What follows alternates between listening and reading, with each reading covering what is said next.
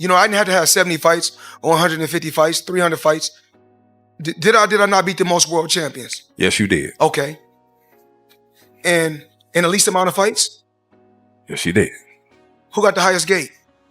Floyd Mayweather. Who made the most money? You did. Who was the most accurate fighter of all time? You were. So it's basically saying that the greatest of all time. Terence Crawford sent a direct message to Floyd Mayweather Jr. after stunning everyone by defeating Canelo Alvarez.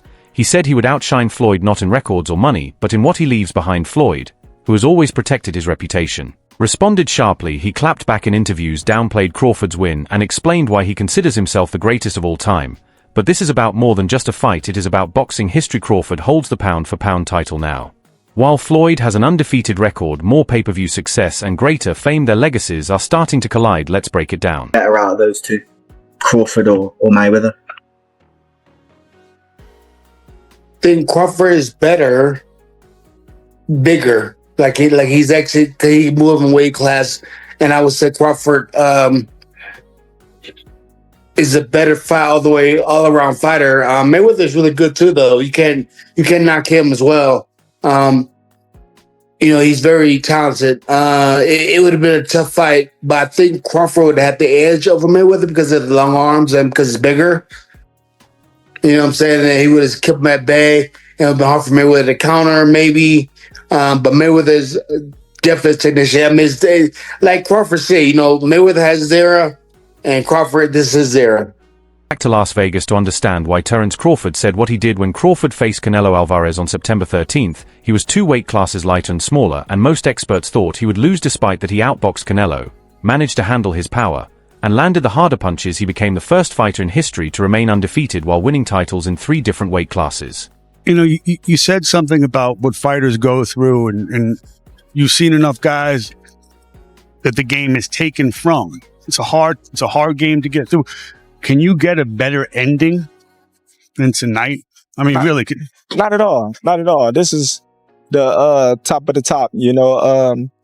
Canelo is, an all-time great. Like I said before, he's the last one. He was the A side of the age. There's no more Canelos, so, there's no more. So, when you look around, you say, I'm the Canelo, I'm the face of boxing now, and I'm the best pound for pound fighter in the world.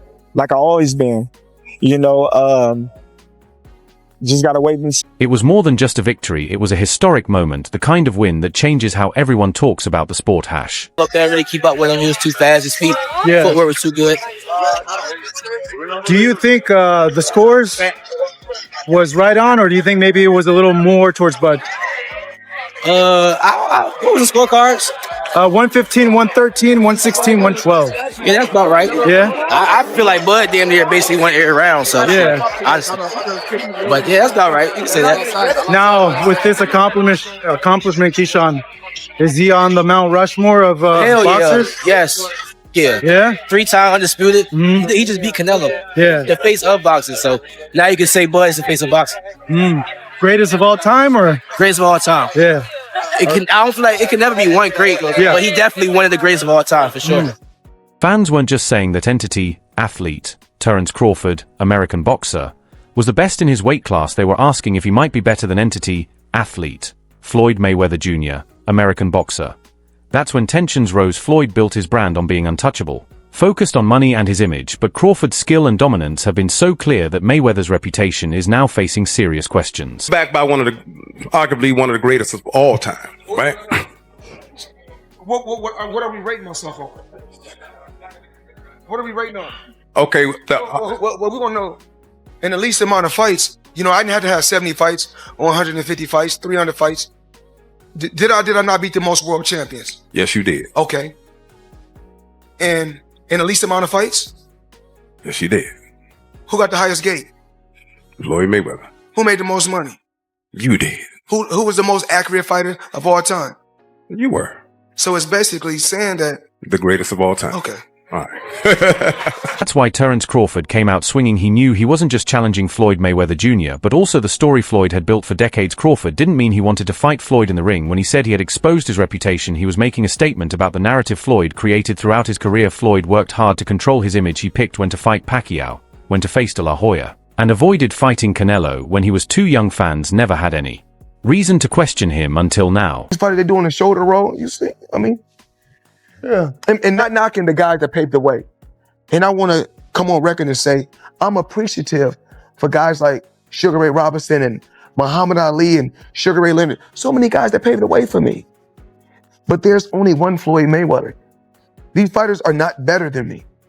You look at the numbers, they say, oh, Canelo may end up beating more world champions than Floyd Mayweather. Well, he should. With almost, 80 and 90 fights, he should. Mm-hmm. I beat more world champions than any fighter in history.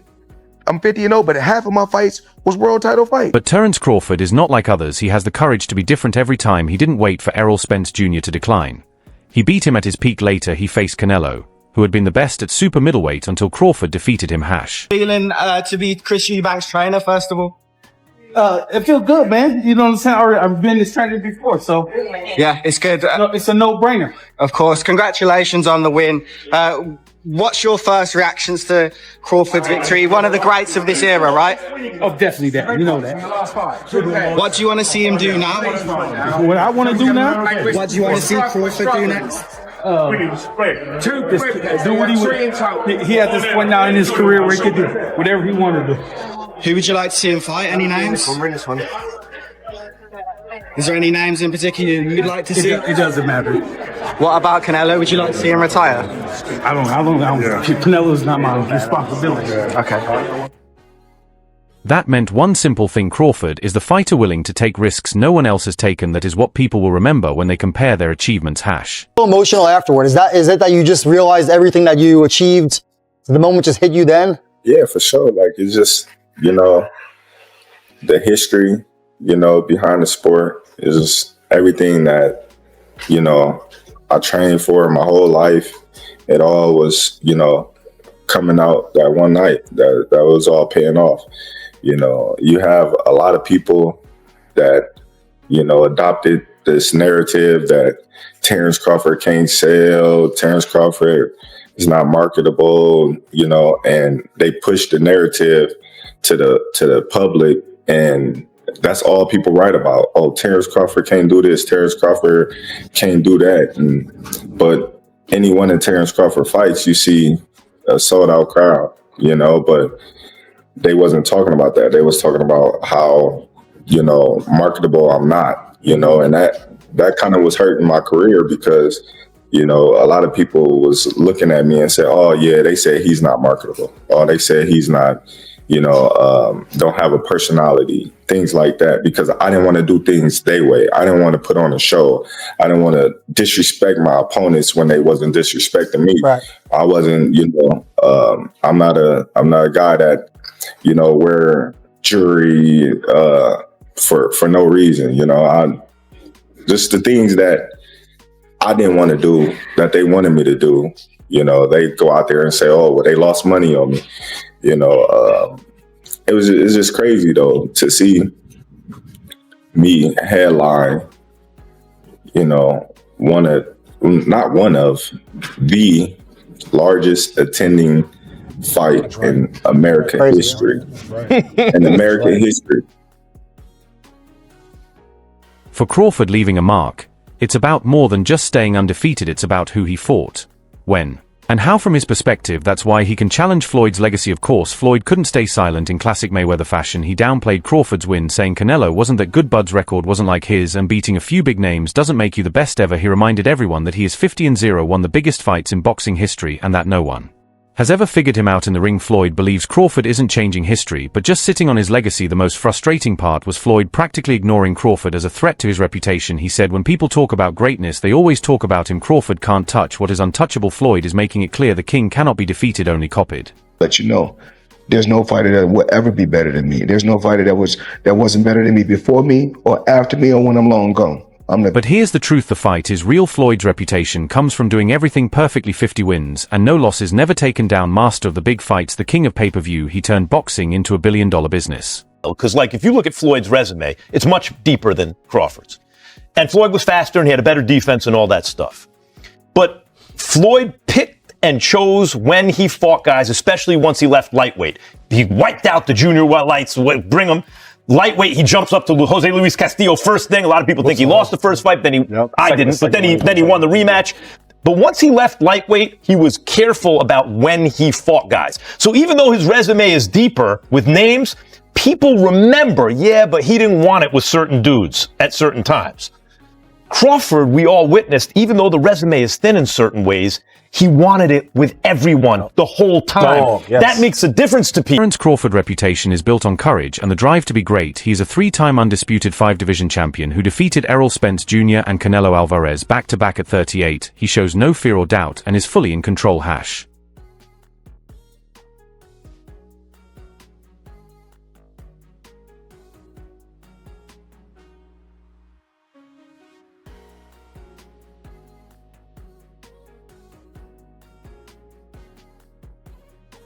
In the heart of the legacy fight, it's a battle between playing it safe and taking risks, between chasing money and chasing greatness, and between fear and bravery. When I set my sights on doing something and I know what I'm capable of, it's not like a surprise to me. It's a surprise to y'all because y'all didn't believe me, you know, but for me, I knew I could do it and I believed that I could do it. I just needed the opportunity. Terence, when did you know that you were going to beat him? Over here on your left.